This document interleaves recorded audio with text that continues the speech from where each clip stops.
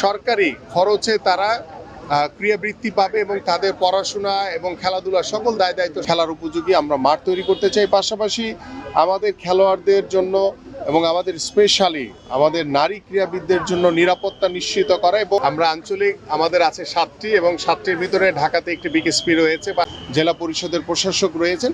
ইনশাল্লাহ আমাদের যে কার্যক্রম আমরা শুরু করেছি শুধু এইখানে না, সারা বাংলাদেশেই প্রত্যেকটি জায়গাতে আমরা এই ধরনের যেখানেই খালি জায়গা থাকবে সেখানে আমরা মাঠ তৈরি করে খেলার উপযোগী করে আমাদের ভবিষ্যৎ প্রজন্ম আমাদের সন্তানদের জন্য খেলার উপযোগী আমরা মাঠ তৈরি করতে চাই। পাশাপাশি আমাদের খেলোয়াড়দের জন্য এবং আমাদের স্পেশালি আমাদের নারী ক্রীড়াবিদদের জন্য নিরাপত্তা নিশ্চিত করা এবং সর্বোপরি স্পোর্টসের 200-র বেশি সার্ভিস ও ফিচারে লেনদেনের সব বিকাশ অ্যাপে সম্ভব।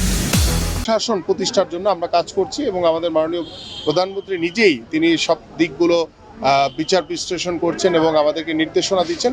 ইনশাল্লাহ আশা করি যে আমাদের যে কর্ম পরিকল্পনা রয়েছে, আমরা মাত্র 2.5 মাস হয়েছে, আমরা খুব বেশি দিন হয়নি এখনো আমরা সরকার গঠন করেছি। এর ভিতরে আমাদের মাননীয় প্রধানমন্ত্রী ইতিমধ্যে বাংলাদেশে আমাদের যে নির্বাচনী যে ইশতেহার ছিল সেই ইশতেহারের অনেক কর্ম পরিকল্পনা কিন্তু ইতিমধ্যে তিনি উদ্বোধন করেছেন এবং পর্যায়ক্রমে আমরা 5 বছরে আমাদের যে বৃহৎ পরিকল্পনা রয়েছে বাংলাদেশের স্পোর্টস সহ অন্যান্য যে বিষয়গুলো সবগুলো ইনশাল্লাহ আমরা নিশ্চিত করতে পারবো বলে আমরা বিশ্বাস করি।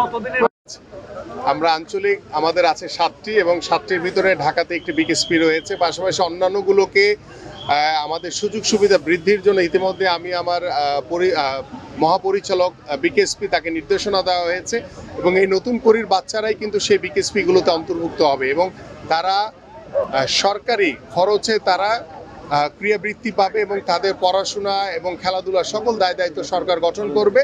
এবং আমরা আশা করছি যে শুধু ঝিনাইদহ সহ আমাদের কুষ্টিয়া সহ সারা বাংলাদেশের প্রত্যেকটি জেলাতেই পর্যায়ক্রমে স্পোর্টস ভিলেজ হবে।